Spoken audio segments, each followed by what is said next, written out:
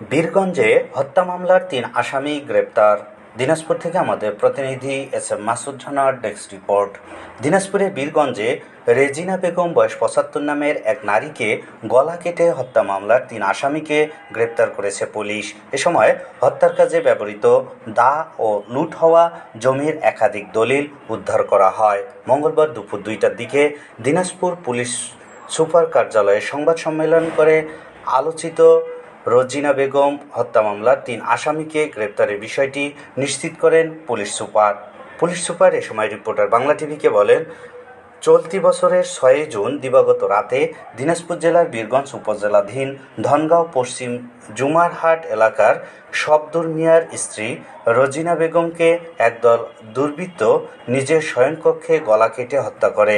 এরপর ট্রাঙ্কের তালা ভেঙে নগদ ১,৫৭,০০০ টাকা ও ৭ আনা ওজনের স্বর্ণালংকার ও বাড়ির প্রয়োজনীয় জমির দলিল লুট করে নিয়ে যায়।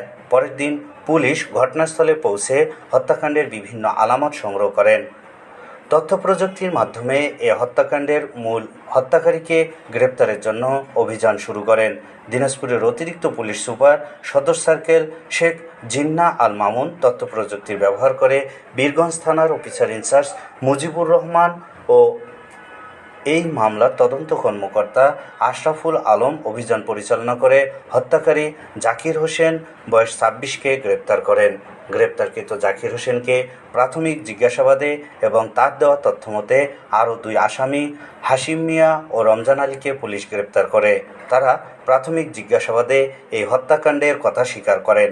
সংবাদ সম্মেলনে আরও উপস্থিত ছিলেন অতিরিক্ত পুলিশ সুপার প্রশাসন ও অর্থ, সদ্য পুলিশ সুপার পদোন্নতিপ্রাপ্ত মমিনুল করিম, বীরগঞ্জ থানার অফিসার ইনচার্জ মুজিবুর রহমান সহ অন্যান্য পুলিশ কর্মকর্তারা। সকল দলিল আমরা উদ্ধার করি এবং হত্যাকাণ্ডে ব্যবহৃত যে দাটি সে দাটি আমরা উদ্ধার করতে জব্দ করি। একই সাথে আমরা তাদেরকে যে মিসিং টাকা এবং গয়নাগুলো আছে সে বিষয়গুলো সম্পর্কে জিজ্ঞাসাবাদ করি।